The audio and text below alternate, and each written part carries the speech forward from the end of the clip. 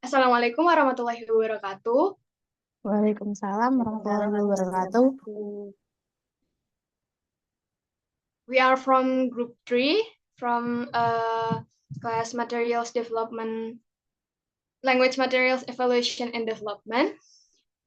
So, kita akan melakukan wawancara kepada narasumber yaitu Mas Fatih Reza untuk pemenuhan tugas, yaitu untuk mengetahui bagaimana situasi real life di sebuah kelas dan bagaimana material yang digunakan pada kelas tersebut.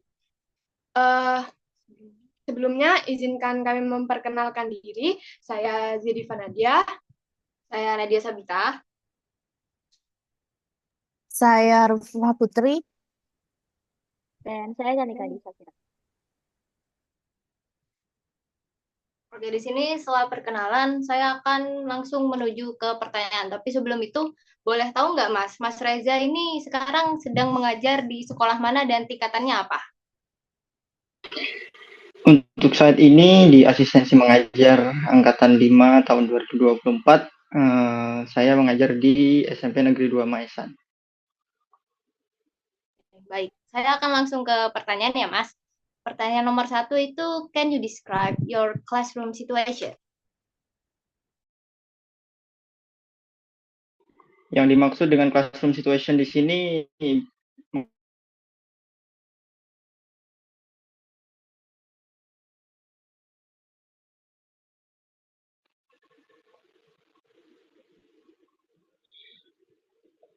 Oke. Yang dimaksud dengan classroom situation di sini apakah secara fisik atau apa ya, kayak suasana kelasnya gitu atau bagaimana? Ya, bisa diceritakan sedikit tentang suasana kelas yang Mas hadapi ketika mengajar dalam sehari-harinya. Oke, classroom situation. Tidak jauh berbeda dengan kelas-kelas, apalagi kelas SMP pada umumnya. Di kelas itu terdiri, apalagi kelas yang saya pegang itu terdiri dari 24 siswa. 15 siswa perempuan, 9 siswa laki-laki. Dan kelas yang saya pegang ini kebetulan juga adalah kelas unggulan di sekolah tersebut. Kelas 7, khususnya kelas 7. Jadi kalau dibandingkan dengan, kan kelas 7 yang saya pegang ini 7A. Kalau dibandingkan dengan 7B, 7C atau 7D, itu ya memang kualitas dari 7A ini lebih baik dari 3 kelas yang lain. Kayak apa ya? Dari segi penyerapan materi yang saya sampaikan itu ya sebagian besar bisa diterima oleh siswa-siswa yang ada di kelas 7A. Tapi ya ada juga beberapa siswa yang masih kesulitan dalam menerima materi yang saya sampaikan. Jadi, sebagian besar dari murid 7A ini bisa menyerap materi yang Mas Fatih berikan, begitu ya? Iya.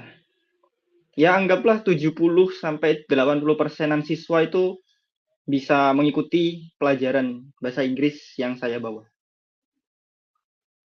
Oke, kan dari 70 sampai 80% ya Mas. Berarti kan ada sisa sekitar 30%-an. Iya. Nah, karena cara Mas Reza itu membuat yang 30% ini tetap tertarik sama pelajaran yang Mas Reza ajarkan.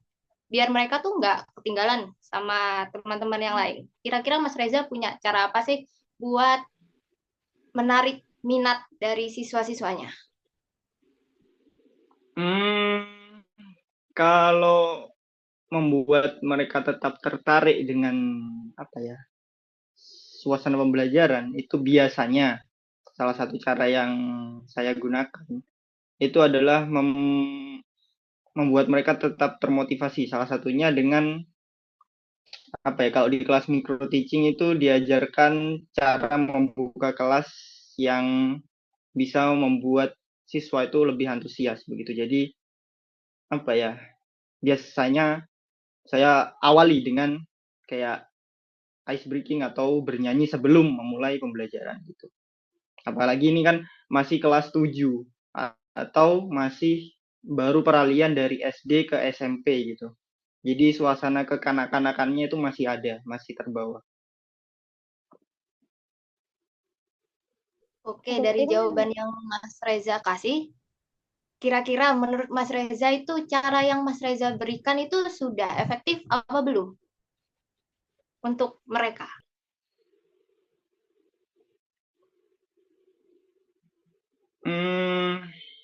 Kalau berdasarkan dari sejauh ini ya, masih belum begitu efektif sebenarnya. Tapi setidaknya mereka itu apa ya?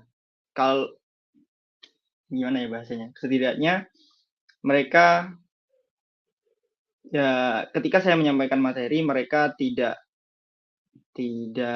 berbicara sendiri dengan temannya, tidak bergurau dan tetap bisa memperhatikan walaupun ya memperhatikan tetapi materinya tidak sampai di kepala mereka gitu.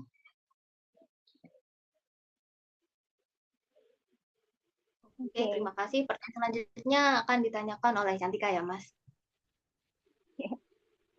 Tadi kan sama dimension kayak ice breaking gitu kan. Tapi kalau misalnya in the waktu pembelajarannya sendiri gitu Mas, material yang dipakai itu adakah? Iya, oke.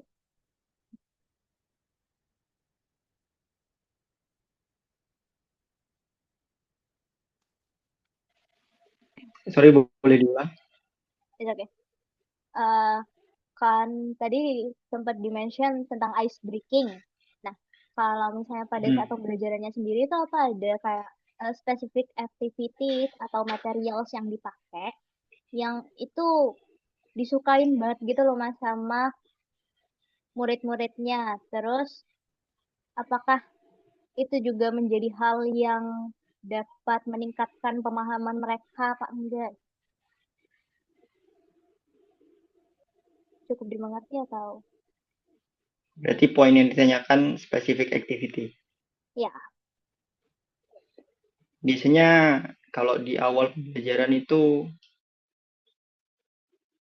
tak suruh nyanyi mereka. Ngikutin apa yang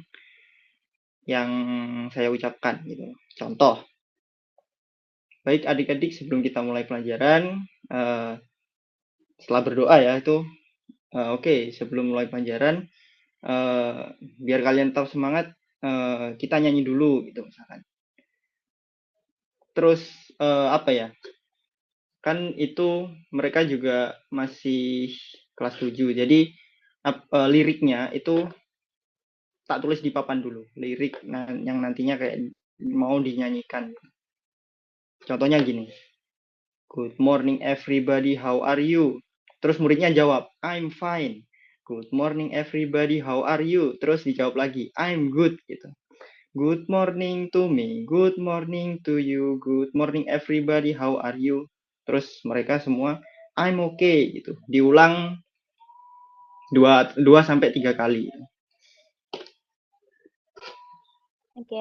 Itu kan sebelum pembelajaran. Kalau waktu pembelajarannya sendiri, Masnya masih ada spesifik activity lain atau textbook aja sih gimana? Kalau selama proses pembelajaran, sih. Aku jelasin materi misalkan. Jelasin materi, terus sudah selesai. Baru aku tanya ke murid-murid. Sampai sini ada yang ingin ditanyakan gitu. Sudah kalau ada yang bingung, silakan maju ke depan. Nah, dari situ ada beberapa siswa yang kayak aktif bertanya gitu. Ada juga yang sebenarnya dia bingung tapi dia malu untuk bertanya ke saya. Terus karena malu itu dia akhirnya tanya ke temennya. Dia tanya ke temennya, terus saya tahu kan terus tak panggil langsung dia. Misalkan si A, kalau misalkan masih bingung, nggak usah tanya ke temennya, tanya ke kakak saja gitu. Akhirnya dengan begitu dia mau untuk bertanya secara langsung. Nggak nanya ke temennya, tapi tanya ke saya. Perlu dipanggil dulu namanya gitu. Kalau nggak digitu kan, nggak mau nanya kalau masih bingung. Terus juga salah satu aktivitas yang disukai selain salah satu aktivitas yang apa ya, spesifik activity yang buat mereka itu lebih Tertarik. bisa menyerap pembelajaran, salah satunya dengan dialog. Tapi dialog di sini mereka nggak bikin sendiri, tapi sudah ada di sini, di buku ini, English for Nusantara ini yang aku pakai untuk pelajaran di kelas. Di sini sudah ada contoh dialog-dialognya, contohnya ini bisa dilihat ya. Iya. Nah, Terlihat. kan mereka nggak punya tuh buku ini, jadi aku ada, saya ada soft filenya, jadi halaman berapa gitu ya, halaman berapa yang dialog ini tak print terus tak bagikan ke siswa-siswa. Nah, kalau pas dialog ini itu bebas, maksudnya kalau kalian nggak bisa menghafal, kalian boleh membaca teksnya, tapi kalau kalian bisa hafal, nilai kalian jauh lebih bagus gitu. Jadi ya akhirnya ada beberapa yang bisa hafal, ada beberapa juga yang masih baca. Nah, kalau misalkan mereka tidak bisa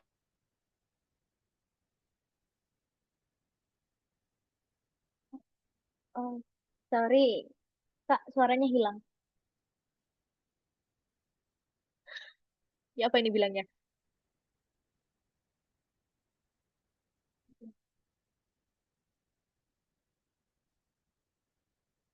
Tadi nyampe mana ya?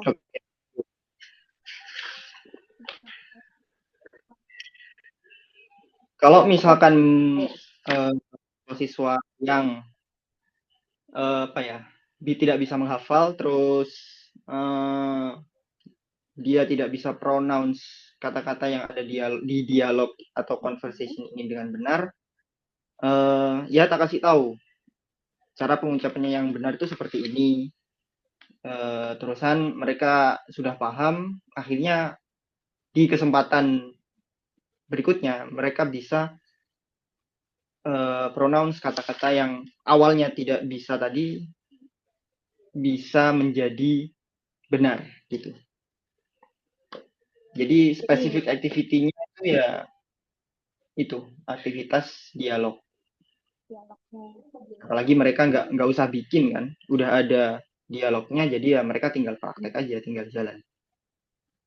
And ya ini sebenarnya tadi menjawab yang nomor 4 juga sih mas. Saya kayak pertanyaan nomor 4 tuh, can you share some stories where students show improvement in motivation? Tadi kan masnya cerita kalau misalnya mereka bingung gimana pronunciation-nya, kan bisa tanya ke masnya, terus mereka akhirnya mengerti gimana caranya gitu kan. Itu kan udah termasuk show some improvement. Mungkin ada cerita lain di mana student juga show improvement in motivation selain yang tadi.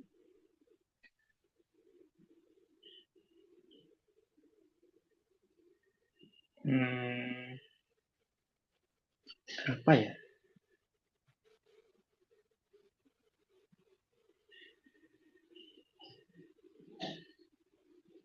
Udah sih kayaknya itu yang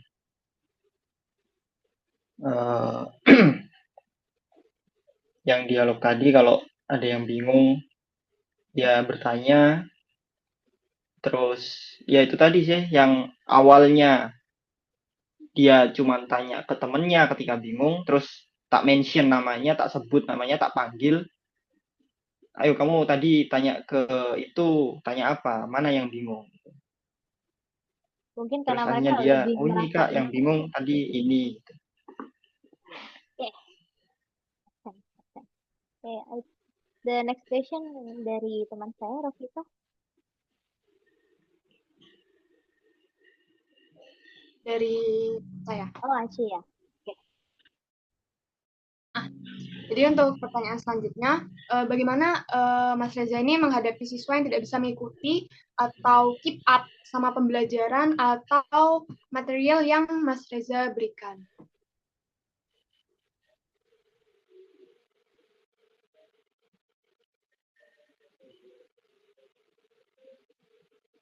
Tidak bisa mengikuti materi pembelajaran. Ini ada salah satu contoh sih. Ada satu siswa yang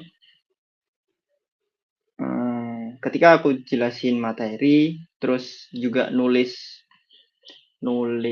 kosakata ya, kosakata di papan tulis. Pas aku sudah selesai nulis, tak tunggu mungkin sekitar 5 menit, terus tak tanyain ke seluruh siswa, sudah ditulis semua? Mereka mayoritas jawab sudah gitu. Tapi aku terfokus ke satu siswa yang kayak dari tadi dia kok main HP terus gitu. Terus tak samperin. Mana kamu sudah nulis apa belum?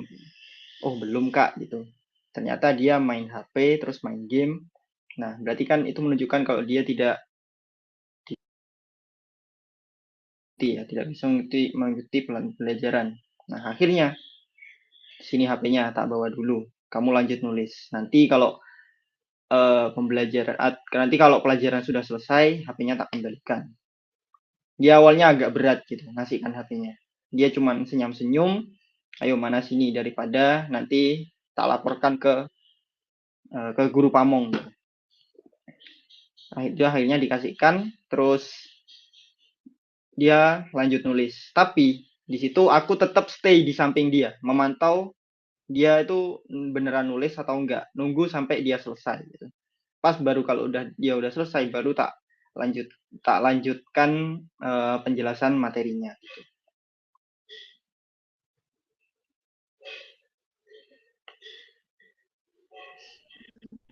Oke, terima kasih atas jawabannya, Mas. Selanjutnya, pertanyaannya akan ditanyakan oleh teman saya.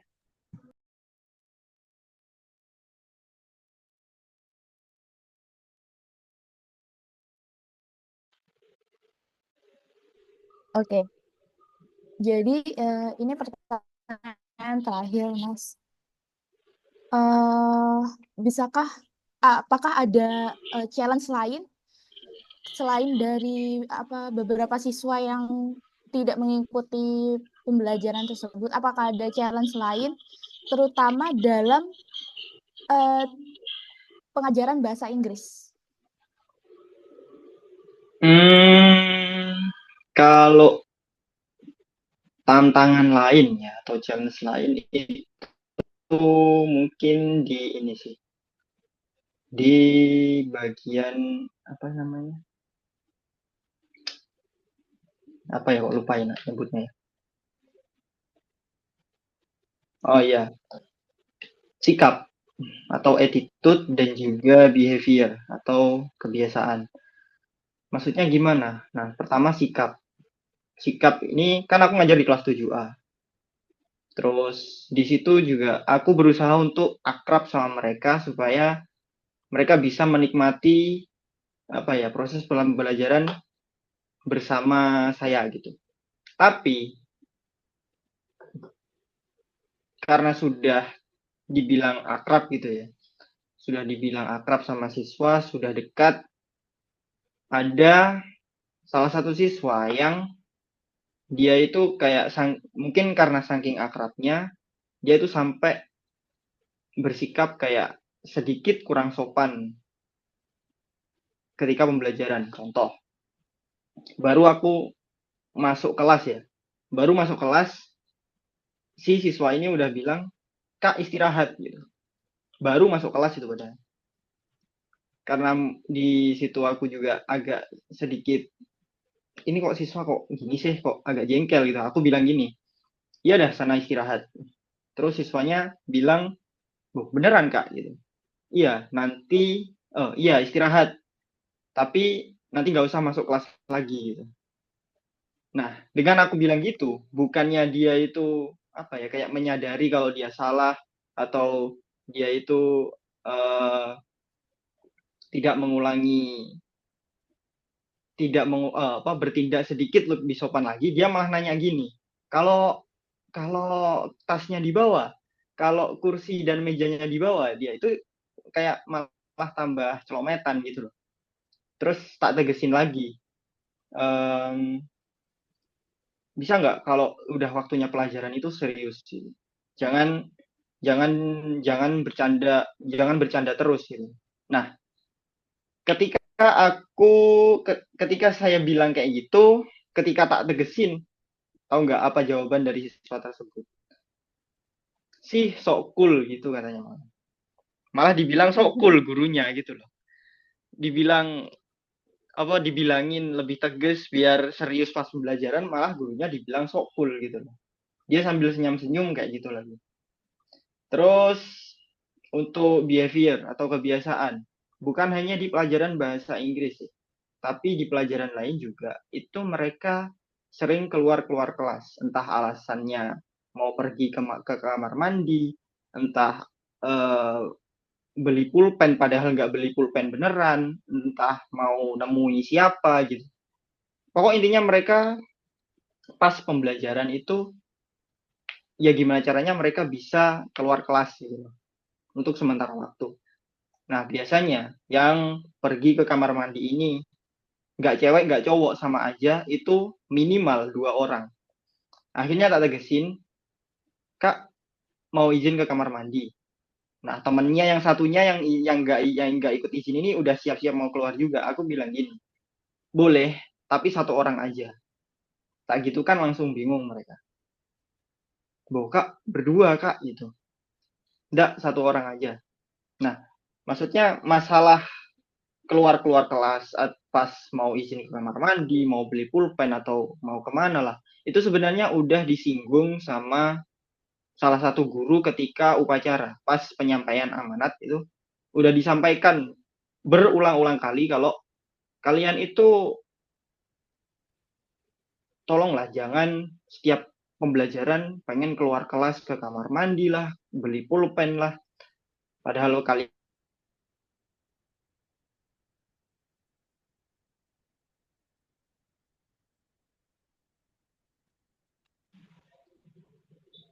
atau ulangi lagi. Sebenarnya masalah siswa yang keluar-keluar ini itu sudah disinggung sama salah satu guru ketika upacara pas penyampaian amanat. Kalian itu tolonglah ketika pembelajaran jangan sering-sering keluar kelas. Entah untuk ke kamar mandi, beli pulpen atau kemana. Nanti waktunya istirahat, kalian boleh keluar kelas kok, entah ke kantin, bisa ke kamar mandi, buang air sepuasnya sampai digitukan sama bapak ibu gurunya. Itu ya gak hanya di kelasku, di kelas-kelas lain pun juga punya masalah yang sama. Teman-teman seasjar juga punya keluhan semacam itu, mereka sering keluar kelas. Jadi ya salah satunya itu tadi, tak tegesin boleh keluar kamar mandi tapi 1 orang aja. Akhirnya mereka bingung. Dengan alasan mereka bingung, terus bilang, Kak berdua Kak, nggak 1 orang aja, takut gitu. Takut apa? Siang-siang nggak ada apa-apa di kamar mandi, itu kan sama aku. Terus akhirnya mereka berdua nggak jadi ke kamar mandi semua. Gitu. Ya logika. Kalau misalkan mereka beneran kebelet, ya pasti ya langsung ke kamar mandi gitu. Ya masa dua-duanya sama-sama kebelet kan kayaknya nggak mungkin. Pasti mereka cuma pengen ya menikmati suasana kelas untuk sementara waktu. Oke, terima kasih. Iya adalah Iya. Oke. Jadi challenge yang dihadapi pertama attitude yang itu kurang sopan karena terlalu akrab ya mungkin. Terus yang kedua behavior, kebiasaan yang mereka itu pengen keluar kelas. Begitu.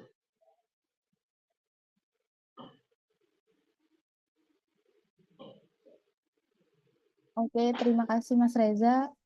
Saya ada pertanyaan tambahan lagi terkait dengan teknologi. Jadi, apakah di sekolahnya Mas Reza itu ada variasi pembelajaran yang menggunakan teknologi atau tidak? Oh, pernah waktu itu pakai ya LCD, terus yang aplikasi yang tak gunakan itu Quizzes. Jadi di situ bawa laptop, bawa LCD, terus ya kebetulan mereka juga di hari sebelumnya itu bilang, Kak pengen main Kak gitu. Ya sudah, tak kasih permainan itu tebak-tebakan yang ada di Quizzes tentang apa ya waktu itu materinya lupa. Apa self introduction gitu kalau nggak salah.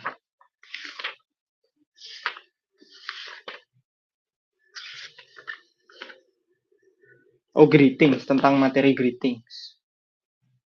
Jadi kan di Quizzes itu sudah ada, tinggal search materi greetings, nanti soal-soalnya sudah ada di situ, jadi tinggal klik, jadi sudah. Dan mereka cukup antusias loh di situ. Pas pakai teknologi ya, mungkin karena ketika sama Pak guru yang asli tidak pernah pakai seperti itu, jadi mereka lebih antusias kalau pakai itu tadi. Salah satunya ya Quizzes.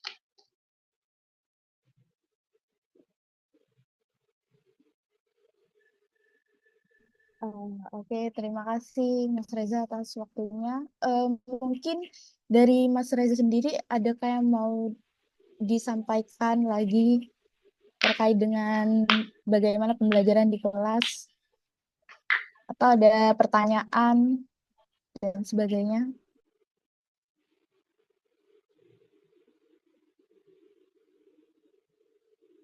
Tidak ada, sudah cukup.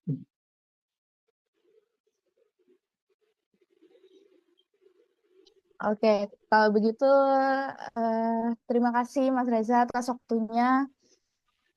Akan saya akhiri interview pada sore hari ini. Terima kasih Mas Reza. Assalamualaikum warahmatullahi wabarakatuh. Waalaikumsalam warahmatullahi wabarakatuh.